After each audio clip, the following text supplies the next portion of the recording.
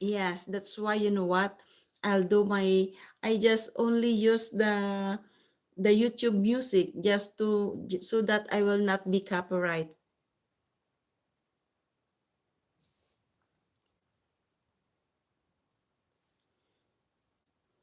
Oh yeah. That's why you know what, Kyle? All of the music that I uploaded in my short video is came from um yes, came from the YouTube music. Your back, Nell. Wow, that's nice. I have one that I will be copyright before. And then after that, I'm very careful about my music. The copyright that I did before when I do my live streaming and my daughter is accidentally just like sit beside me and yes, listen that music.